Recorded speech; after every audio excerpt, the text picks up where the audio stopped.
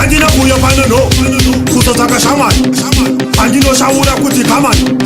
arikuda magrini like iverengere isalari plasi futi andina kumira bo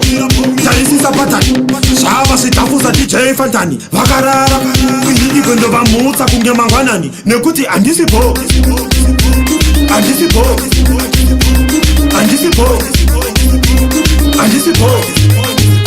ngoma iprofession ndibvunze iquotation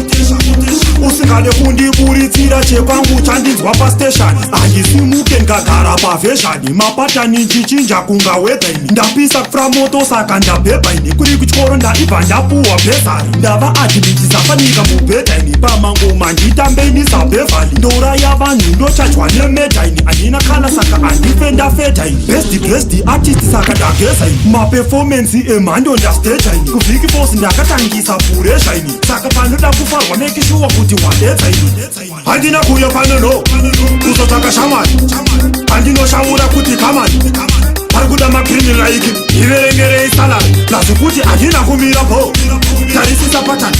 shava sitafuza DJ Fantani vakarara kuhidikondo vamutsa kunge mangwanani nekuti handisi bo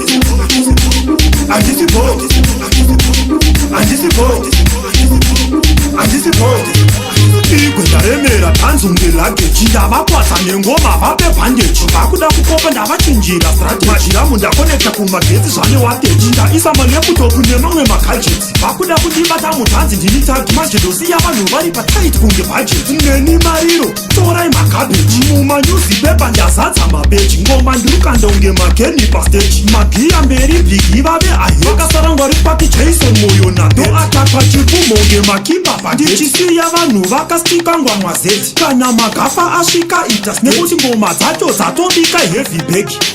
handina kuya pano kuzotaka shamani handinoshaura kuti kamani arikuda magrini like iverengere isalari plasi futi handina kumira bo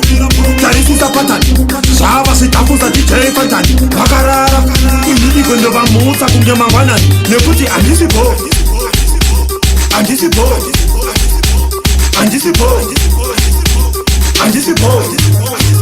ngoma iprofession ndibvunze iquotation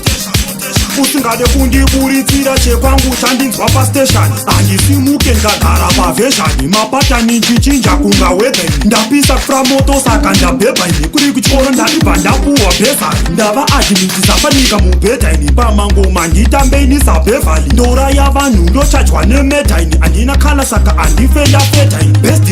artist saka ndagezaini maperformance emhando ndastejaini kuvhiki fosi ndakatangisa pureshaini saka panoda kufarwa mekishuwa kuti wadedzaini handina kuya pano kuzotaka shamani handinoshaura kuti kamani arikuda magrini like iverengere isalari plasi futi handina kumira bo tarisisa patani